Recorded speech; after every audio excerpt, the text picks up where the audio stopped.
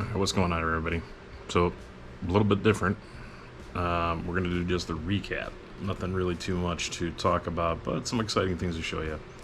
Haven't really worked on the car that much since the last video. Just did a few little things, which I'll turn the camera around and show you here in just a second. So, I really wanted to talk about one of the most popular videos that are on this channel, which I never thought would happen.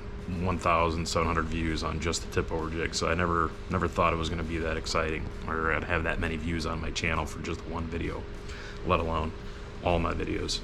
So to all of you that have watched, thank you very much. Those of you who subscribe and constantly watch, I greatly appreciate it. You know, it makes me feel like I'm doing something for somebody, and maybe somebody's learning something.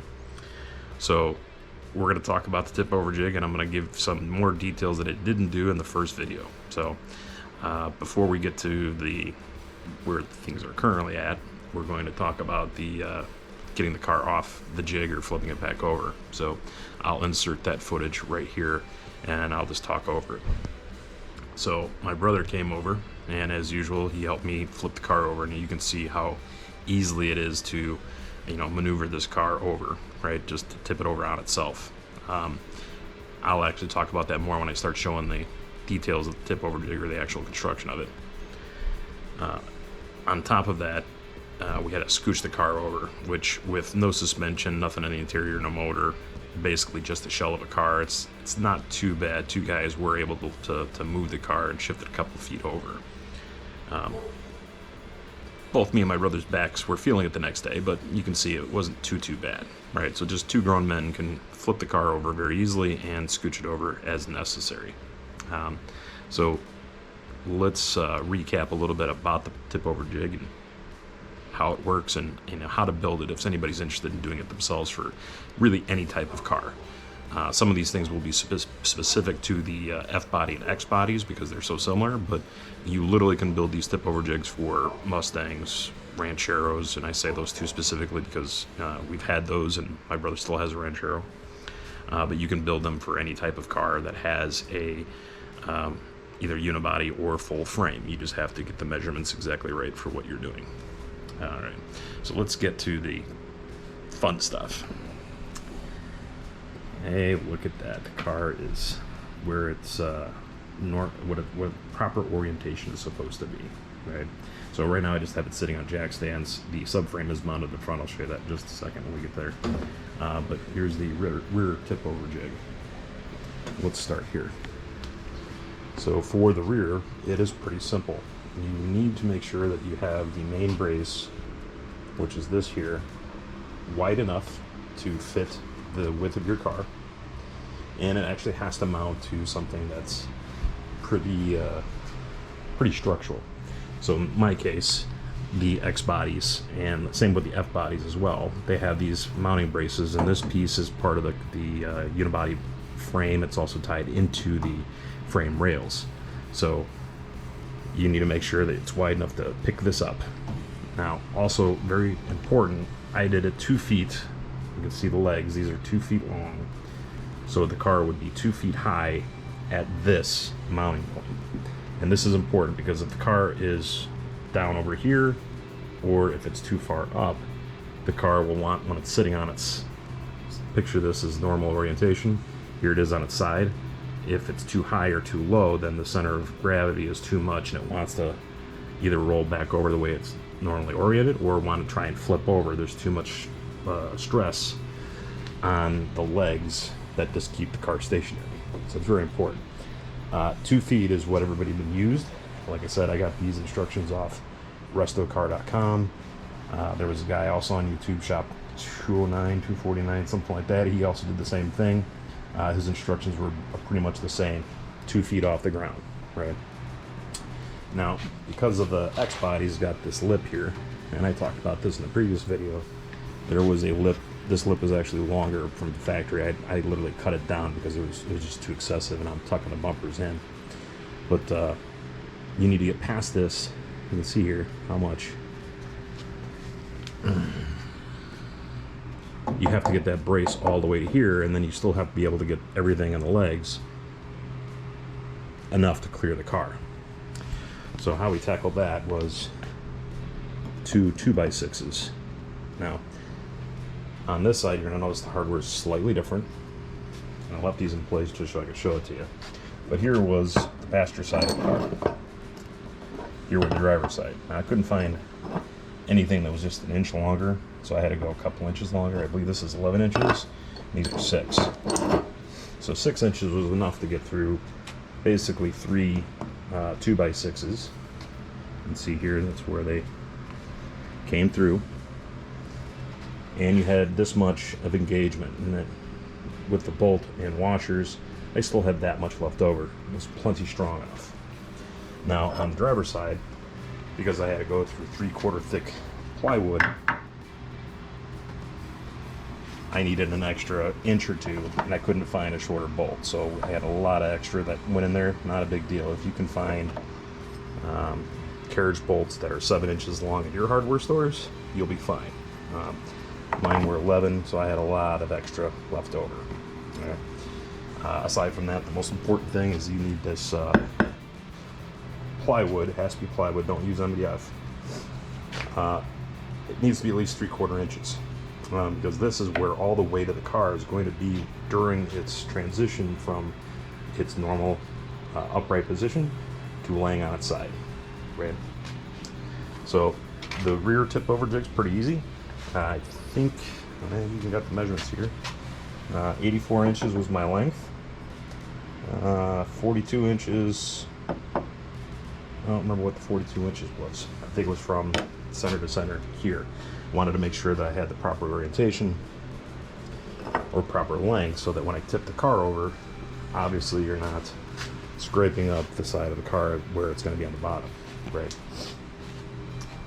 So from here over was all the space that the car had, plenty of room, right? I didn't have my mirrors on or the door handles or anything like that, so I didn't have to worry about any of that type of clearance. But as you can see here, this is where the mounting bolt hole is. Here's the 2x6. You can see here, here's the outer bolt connections. I really just had it clear enough to where the fender wheel wells would clear. And I still had, you know, that much room. So again, you want to make sure you get these measurements right for the center of gravity as well as clearance. So those are two things that you need to take care of or figure out during your planning stages, building these tip over jigs. Let's go to the front and I'll show you that because it's a little different. Again, like I said, I got this off the instructions for all the measurements off rustocar.com. That guy's done some really great job. I don't know if he found those instructions from someplace else, but I'm giving him all the credit. His were for a 3rd gen F body, which is different from a 3rd gen X body. I have a Nova, that's the X bodies. They share a lot of commonality parts with the 1st gen F bodies, but there is some differences. So I had to do the pickup points, and I used the front subframe mounting locations. So that's what these bolts are. I simply found the same thread and diameter to go into my subframe connectors. And you can see here, here's the bolt holes for it. So it simply came in from underneath with a washer and engaged into the cage nuts for the front subframe. Now for your cars, depending on what your length is, if it's a F body, 2nd, 3rd generation, or Ford, or anything like that, all you need to do is make sure that you have cross beams here, and this is what is going to dictate how level the car is or whatever, right? And how I did that, and I again explained it in my first video, is I just went off the rocker. The rocker was the one thing that I could use. I could have also used the subframe and the rear frame rails, but because the front subframe was off, I just went off the rockers. I just measured from the ground with a level piece of steel or something and found out what my measurements were, and I did 14 inches if I remember correctly. So that's how I figured out where that front subframe mounting location needed to be. So once I determined that, I built my uprights, attached them again to a 2x6 that was the same length and same height as the rear, and it's basically a mimic. As you can see here, it's a 3/4 inch plywood. It's got a 2-foot radius down below, and to build that radius, all I did was I had a 4x8 sheet of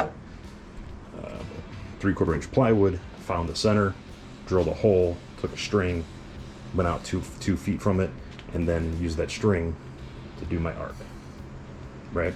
And then I just used a jigsaw and I cut it, and it worked beautifully. And because the front was the same height as the rear, I didn't have any issues when the car was tipped over. And it sat there for a year and 2 weeks. So August 24th was the video that I shot of when the car was sitting on its side. So I didn't intend for it to take that long, but that is how long the car had to, and there were some personal issues. There's a lot more problems that I uncovered that I didn't need to correct, but I wanted to correct. So now that the car's back on its side and my subframe's all cleaned up, now it's time to get the suspension and the rear end back in place. So that's going to be the next video, is getting the rear end all cleaned up and prepped. I talked about this in the other videos, and you can relocate the spring perches inward to fit my wider wheels whenever I get them. So all my suspension components are over here on my workbench and down here. So I'm just, again, still waiting on a few parts. Once they're all arrived, I'll be able to slap that all together. So that'll be one video all in itself. Another video that I'll go over is my firewall modifications. I did this a few years ago. It's not complete. I just did it to basically get the car structurally sound to put it on the tip over jig. But I'll cover my firewall smoothing modification, as well as the wiper relocation that I kind of mocked up. I had the ideas and found some stuff from some of the guys on Steve's Nova site, and I don't know if they did the same thing that I'm doing, but I'll show the details of that in a separate video. So if anybody has a car that they want to smooth the firewall on and get a lot of crap off it, moving the wiper motor on these old cars are generally right smack dab in the center or off someplace ugly.